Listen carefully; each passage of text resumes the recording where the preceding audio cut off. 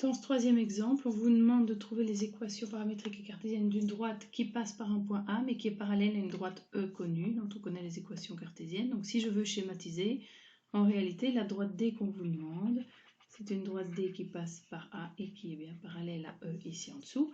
Mais E, puisqu'on connaît ces équations paramétriques, on connaît évidemment son vecteur directeur. Puisque D doit être parallèle à E, eh bien, on peut tout simplement prendre exactement le même vecteur directeur pour D, mais on aurait très bien pu imaginer prendre un multiple. Ici, j'ai tout multiplié par moins 2.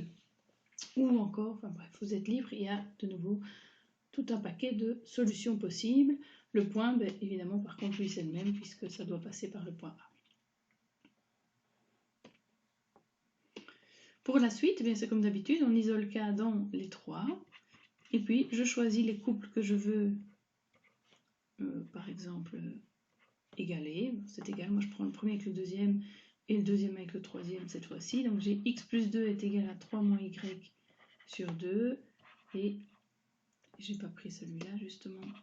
J'ai pris 3 moins y sur 2 est égal à z moins 5 sur 4. Et je suis partie pour la même transformation que d'habitude, c'est-à-dire que la première ligne me donne 2x plus 4 est égal à 3 moins y, et la ligne en dessous, si je multiplie par 2, j'ai 6 moins 2y est égal à z moins 5 si je mets tout sur 4, ce qui fait que D a pour équation 2x plus y plus 1 égale 0 pour la première.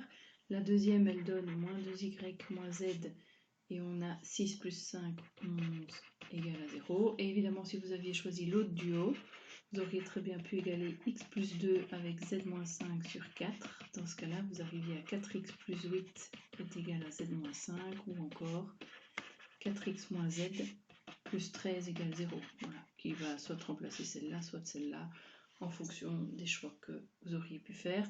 Je le rappelle, comme d'habitude, vous pouvez très bien obtenir des multiples de ces trois équations, mais a priori, quand vous arrivez ici, l'exercice est terminé.